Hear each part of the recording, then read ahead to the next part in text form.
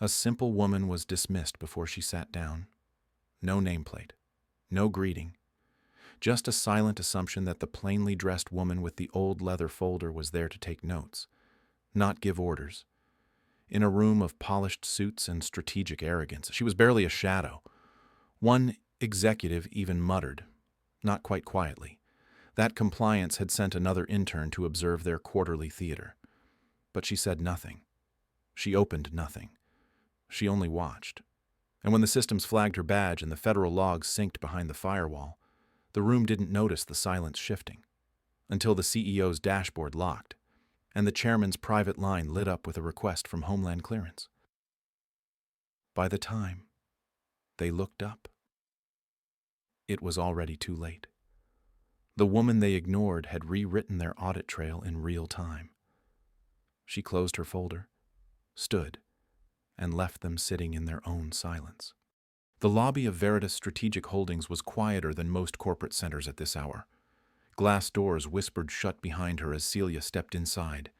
The late morning light reflected in long, angled stripes across the marble floor.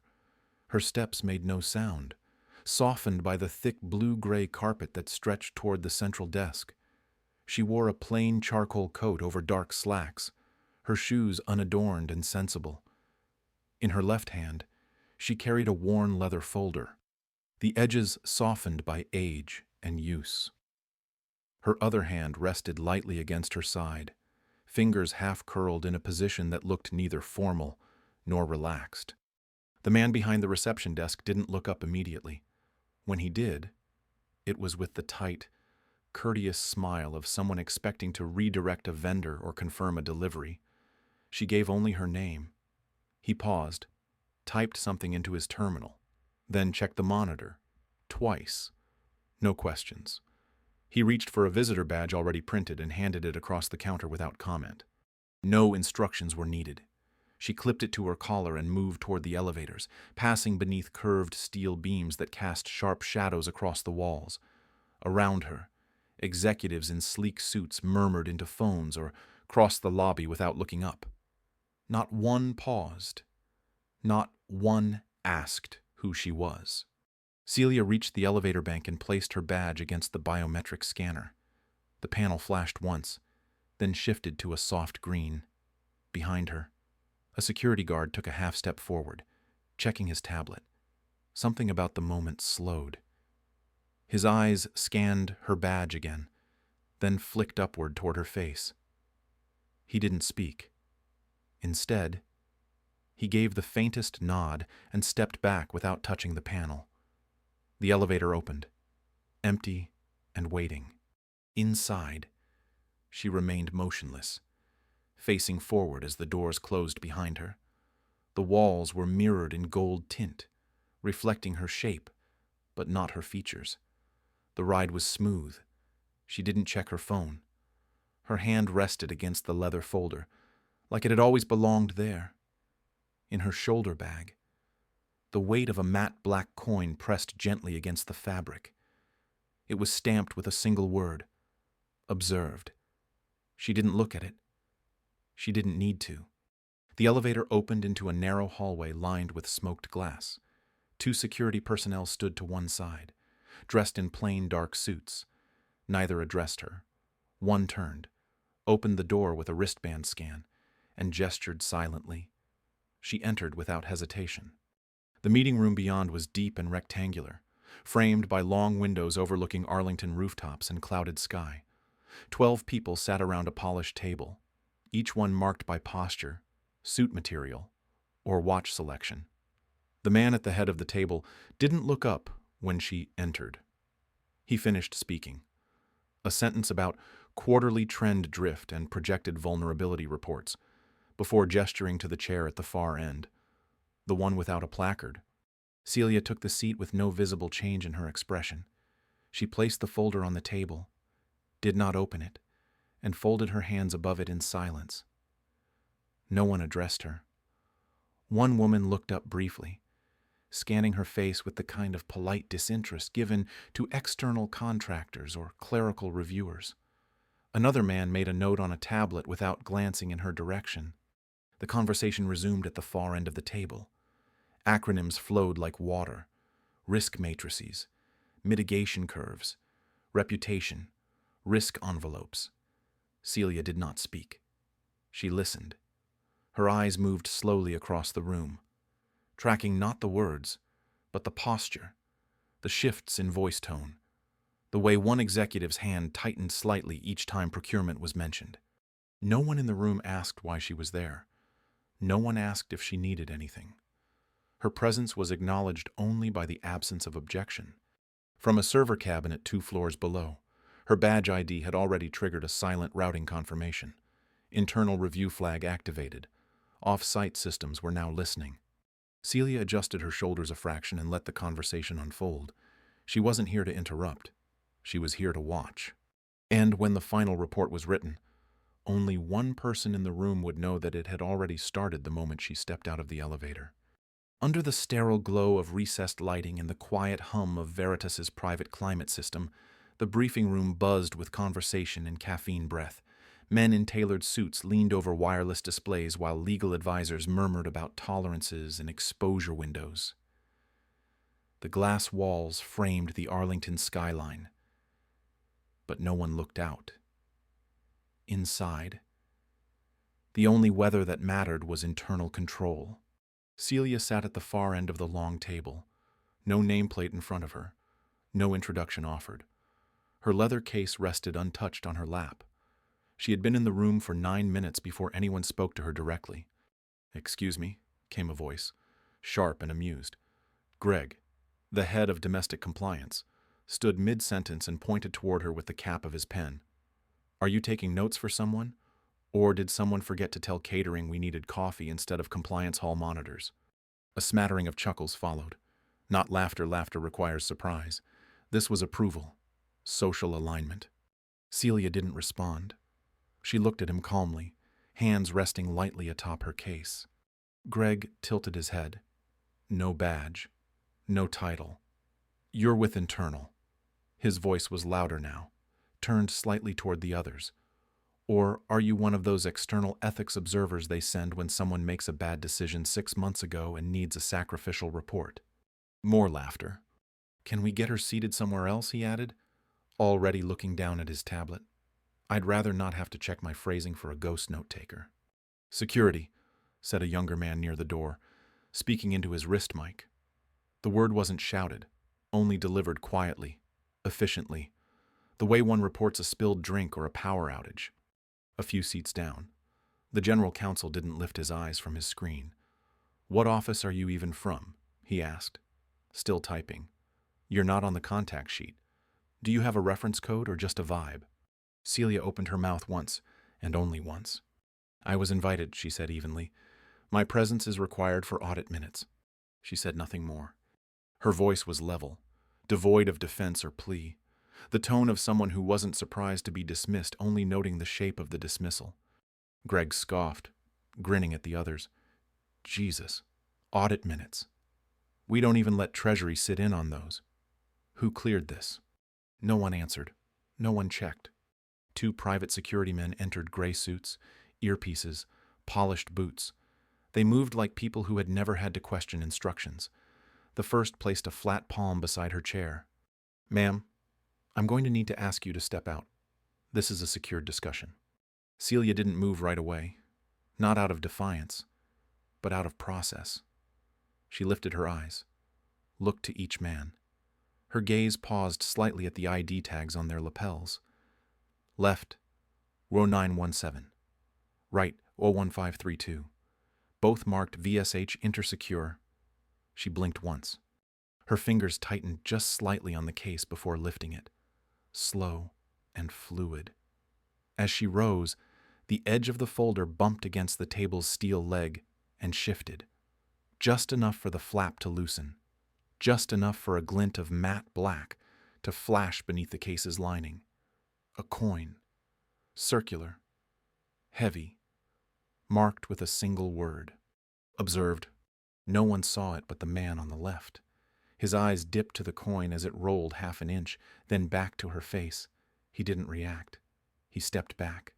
She followed the other man toward the glass door. Photograph her ID before she goes, Greg called, shaking his head. Jesus. What are we doing letting unvetted compliance walk-ins monitor our risk calls?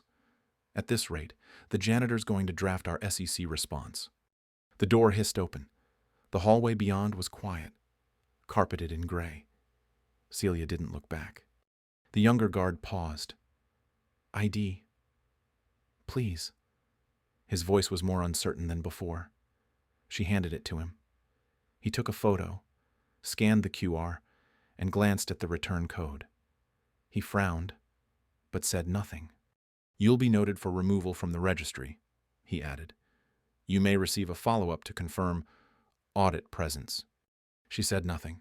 You understand. She nodded once. He handed the ID back.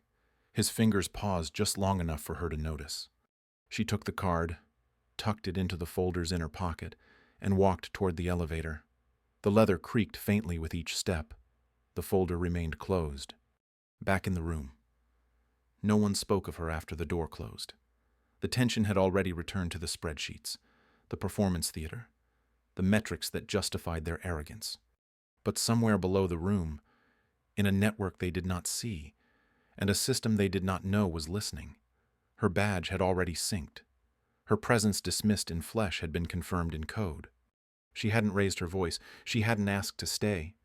And the most dangerous thing she brought into the room had never even been opened. The interview room was colder than it needed to be. Steel walls, no windows, one fluorescent tube overhead that flickered every 12 seconds. Celia sat alone, her coat folded neatly over the back of the metal chair, her leather folder placed on the table in front of her. She did not touch it. Her hands rested flat, unmoving. Her phone was already in the tray near the door, powered down and labeled for intake review. Her badge had been scanned and marked with a yellow tag in the system, clearance error, flag for removal. Downstairs, in Veritas's Compliance Operations Center, Greg stood beside 2 legal officers and an internal audit technician. He pointed to the security footage timeline, scrolling with his fingertip. We redact the entry log, wipe her badge, and remove the internal floor sync.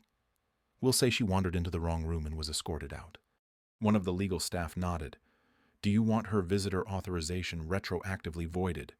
Obviously, Greg said, scrub the footage, reroute the access request history. You have a dozen hours before Treasury sees anything. Body cam's glitching, said a tech across the room. He turned from his monitor. Camera 5 stuttered right when security made contact. Greg leaned in. Corrupted. Segmented. Won't export.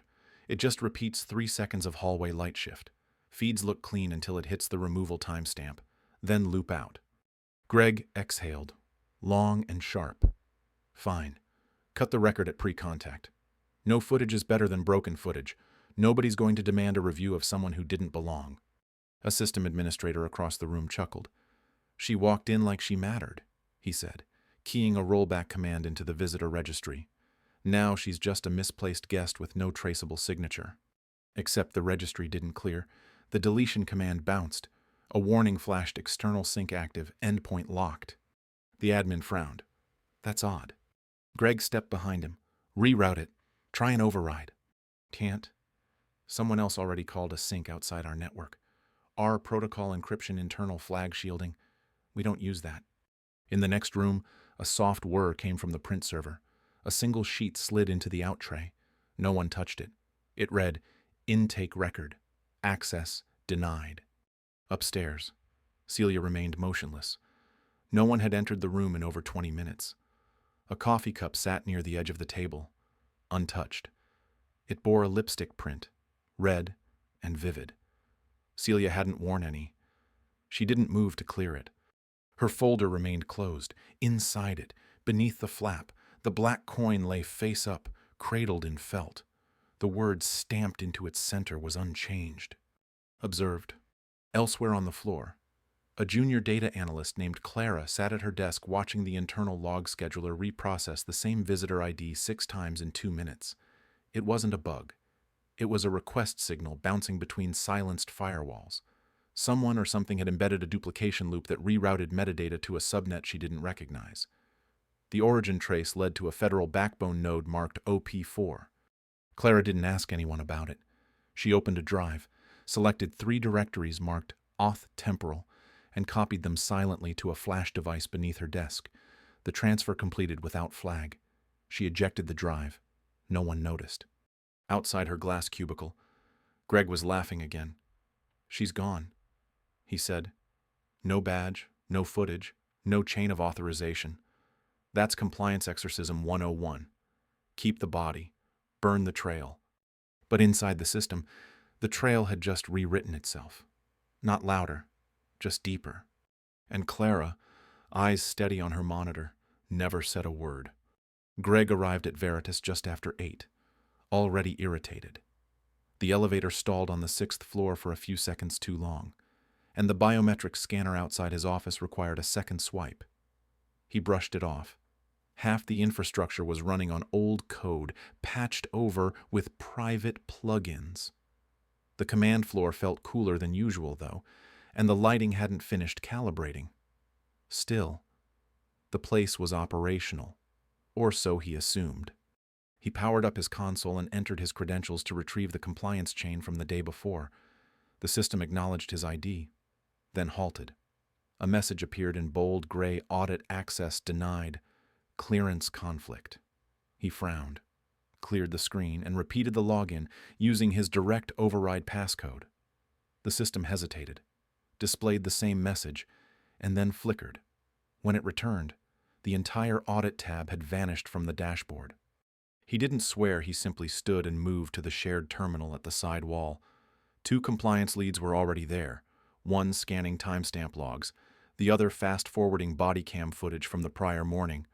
Greg glanced at the screen just in time to see the frame freeze at the moment Celia was being approached. The footage looped 4 seconds in reverse. The guard reached forward. The hallway lights blinked. Then it began again. "Camera 5's corrupted," one of them said flatly. "Same 4-second loop. It won't render past that point." "Scrub it," Greg said. "Blank tape's better than broken tape." The technician didn't move. "Can't scrub." The deletion request pings back with a non-local mirror tag.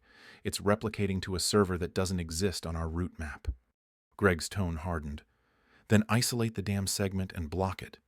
"I tried. It won't parse. Something upstream's blocking our permissions." Across the floor, Clara reviewed her own morning logs. What began as a routine scan had turned strange within seconds. The badge check summaries from the previous day now rerouted to strings she had never seen before. The metadata flagged itself in orange. When she pulled the chain apart to see where it led, she hit a dead path labeled OP Lamina. The node ID format didn't match anything in Veritas's registry. She copied the identifier into a message and sent it to her supervisor with a short question. The email failed instantly. Not blocked. Not delayed. Deleted mid-send. The window simply closed. The draft gone. She blinked. Tried to resend. The client wouldn't open. She reached for her desk phone. There was no tone. Her computer monitor dimmed, then rebooted on its own.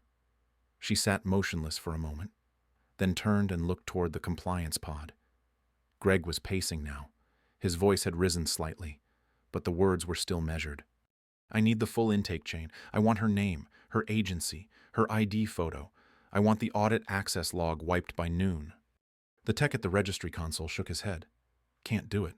The logs are being called by something external, and not just referenced, they're shielded." "Shielded how?" "They've been passed through a closed-circuit protocol. Our federal type. We don't run that protocol. We don't even have the encryption keys to view it." Greg turned. The legal team's printer was humming softly, unprompted. A single sheet of thick stock paper slid into the tray. No one had queued it. He walked over, picked it up. The document was unbranded, unheaded, blank except for one line in crisp black text centered near the top. "Asset logged, Phase Y." He stared at it, blinking once. "Who sent this?" he asked. No one answered. Behind him, Clara watched her backup logs auto-encrypt into a format she didn't recognize. A folder marked Replica 7 appeared, then vanished. Her hands hovered above the keyboard, but she didn't touch anything else. She sat quietly, taking in the way the network had stopped behaving like a system and started acting like a signal. No one knew where Celia was. No one had her contact. Her ID had been archived, her presence removed, and yet the system didn't forget her. It was acting like it had been waiting, like the moment she left, something ancient had resumed running. It wasn't defiance, it was structure. And for the first time since the foundation of Veritas's compliance floor, the machines weren't following commands. They were responding to something else, something already logged, already cleared, and no longer waiting for permission. Greg arrived 20 minutes earlier than usual, hoping to reset the audit environment before legal returned with more questions. The executive floor was dim, the lights on motion delay, and the reception station unstaffed. That was unusual. But he said nothing and moved directly to his office. The biometric panel beside the door blinked red. He tried his badge again, then the manual keypad. Neither responded. A tone sounded from the wall behind him, low, long, and final. Access denied. Clearance expired. He didn't argue. He backed away from the door, then turned and crossed the floor to the compliance node. The team there was silent. 2 of the workstations were offline. One terminal displayed a lockout warning in a language Greg didn't immediately recognize. He moved to the central console and tried to initiate a request for system override. The screen flickered, then displayed a timer. 90 minutes. System reconciliation in progress. Do not interrupt. He turned to the legal liaison at the next station. Why are we under reconciliation? No federal sync was scheduled. The liaison didn't answer. Instead, she handed him a printout that had arrived minutes earlier from a server labeled Core Fed 7. It contained no letterhead, only a system stamp in the footer and the words, Subject Veritas Node 6. Priority breach detection. Access scope terminal. Greg's pulse didn't change, but his jaw tensed. We didn't request this, he said. The liaison didn't move. Below the main floor, the security footage from the lobby looped again. This time the visual distortion began 20 seconds before Celia entered the building. The image glitched, paused, then backed up on its own. An operator tried to scrub through but couldn't override the loop. The interface didn't respond to input. The segment labeled Walk-in could not be reviewed, deleted, or skipped. The loop embedded deeper with each attempt to close it. Across the building, Clara arrived at her desk and immediately noticed 2 things. First, her login credentials were still active, which was not the norm after the system anomalies from the day before. Second, a padded envelope sat in the center of her desk. No postmark, no internal routing slip, no address, only a name, the witness. She did not open it. Her monitor blinked. 3 messages in sequence, all from HR. First, please report to floor 3 for voluntary disclosure review. Second, we have received logs indicating unauthorized downloads. Third, we are prepared to discuss a transition package for early separation. Clara closed the notifications without reading more. She stood, walked to the printer near the stairwell, and retrieved the flash drive she'd hidden behind the rear tray the day before. She returned to her desk, inserted the drive, and began copying the backup files to a secondary local cache. This time, the system didn't flag her actions. It didn't stop her. The files duplicated, encrypted themselves, and faded into a background process that displayed no progress bar. She was halfway through restoring the last set of metadata when her banking app pinged on her phone. When she checked it, her accounts had been locked. The app listed the reason only as external verification required. She didn't panic. She didn't log out. She sat still, letting the system finish what it had started. Upstairs, Greg paced the corridor between departments. He tried calling a contact in a federal contract group they'd worked with before a quiet partner who usually answered on the first ring. This time the line went dead halfway through the second tone.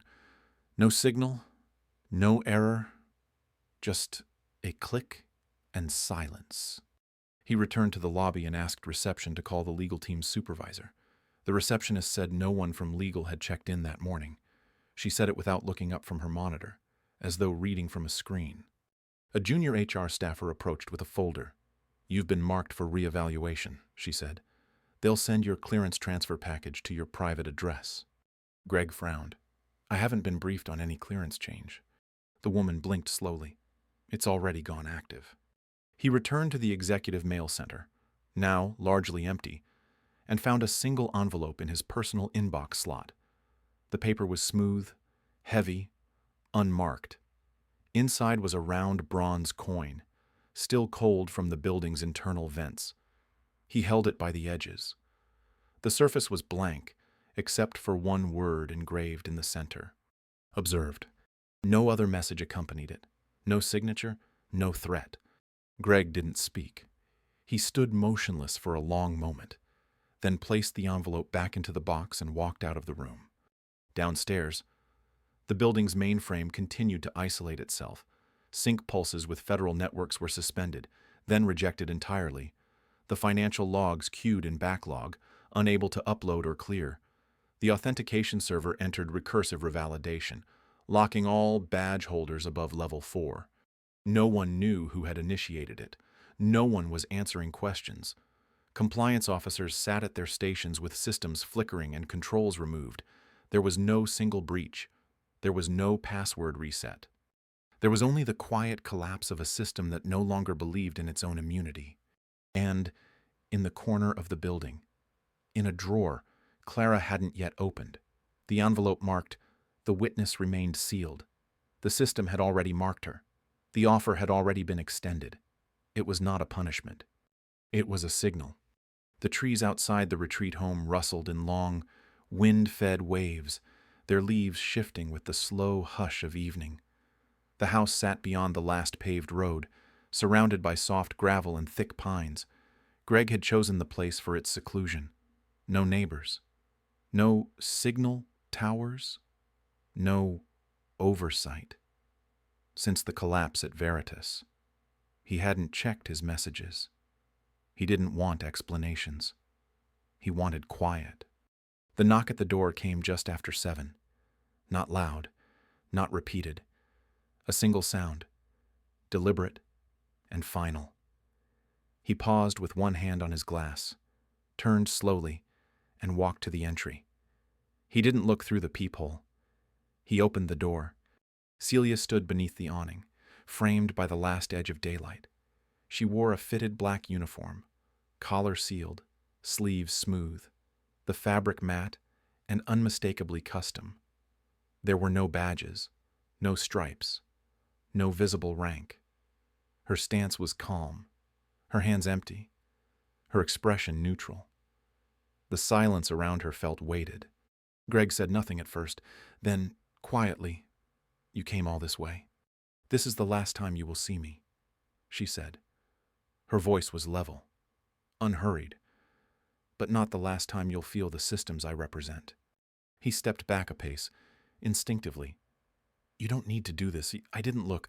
I didn't know what you were." No one knew. Celia didn't move. Greg ran a hand through his hair. "Are you recording this? Is this a formal reprimand, or is this just closure?" Still, she said nothing. He tried again. "Can you tell me who you are?" "You've already met the response," she said. The words landed with a kind of cold permanence that needed no explanation. There was no accusation in her voice, only confirmation. He swallowed hard, glanced past her shoulder as if someone else might be waiting, might emerge from the trees or the shadows along the gravel. No one did. She had come alone. When he looked back, her gaze hadn't shifted. "I'm not fighting it," he said quickly. "I've stepped down. They said there's no appeal process. I haven't called anyone. I haven't touched the systems. I don't want trouble." "There won't be any," she said. He opened his mouth, then stopped. She stepped back without another word.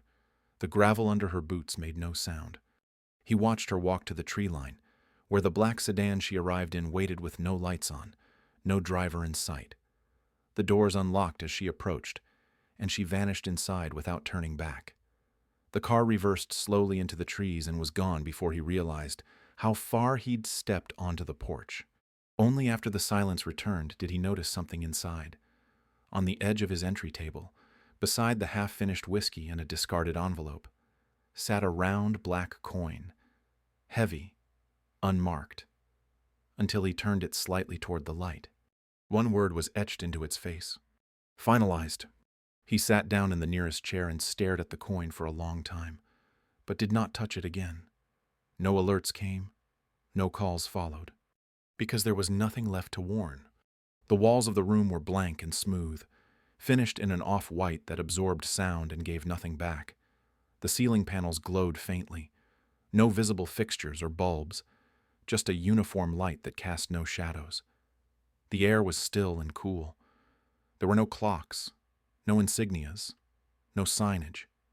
It could have been a data center or a classified archive, only the activity on the central terminal betrayed its purpose. Celia sat at the console, her posture relaxed, her expression unreadable. The terminal in front of her displayed silent streams of pattern data compliance flags, cross-agency sync pings, behavior traces. There were no names, only identifiers, codes, timestamps, progression markers. 3 of the sequences pulsed gently with confirmation tags archived, reconciled, closed. The room responded to her presence with subtle efficiency. A sealed steel drawer clicked open at knee height. Celia reached for the folder resting on the desk beside her, the same worn leather she had carried through Veritas weeks earlier. It no longer bore a nameplate, or tag. She opened it, reviewed one final form, and signed her initials with a clean stroke. She slid the folder into the drawer and closed it. The lock sealed automatically. On the far wall, a biometric panel lit up. Celia retrieved the black coin from her inside jacket pocket, the one engraved with the word observed, now dulled by wear. She placed it in the center of the scanner pad. A pulse of red light scanned across the surface, then turned green. The drawer beneath the scanner opened.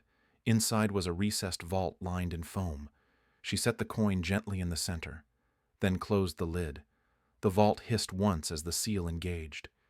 Behind her, the large central screen expanded its field. It now displayed 5 cities, each with system nodes blinking in calm synchronization. A new thread scrolled along the bottom. No alerts, no failures, just quiet confirmations of completed sequences. In the upper corner, a label rotated between the initials LMX and the symbol of a closed circle intersected by a vertical slash. She leaned back slightly, hands folded in her lap. Her gaze remained steady. There was no sense of conclusion in her demeanor. This was not an ending. It was maintenance. A second drawer slid open beside her. From it, she removed a notebook bound in matte black. Its cover bore no text except a ciphered imprint, S3.01. Active. She opened it to a clean page, wrote a single line, and closed the cover again. Across the room, a printer engaged itself without command. A single sheet emerged, fed quietly into a tray labeled Seek Outh. The page bore only 3 centered words in block font. Next sequence, authorized. Celia stood, adjusted the collar of her black uniform, and stepped away from the console. The room dimmed slightly behind her. Nothing else moved. Nothing else needed to. The system was ready, and it had never stopped running. She never raised her voice. She never argued for her place in the room. They mocked her, dismissed her, erased her. But while they tried to control what they could see, she moved through the layers they never understood. Celia did not need recognition to matter. She did not need approval to act. Her power came from knowing exactly who she was, and from designing systems that spoke only when it was time. What they thought was silence was structure. What they tried to bury was the very thing built to watch them. This was not revenge, it was calibration. If you've ever been overlooked, underestimated, or pushed aside, remember not all strength is loud. Sometimes the most unshakable power lives in stillness. Let us know what this story meant to you in the comments. And follow for more stories about quiet women who never needed permission to lead.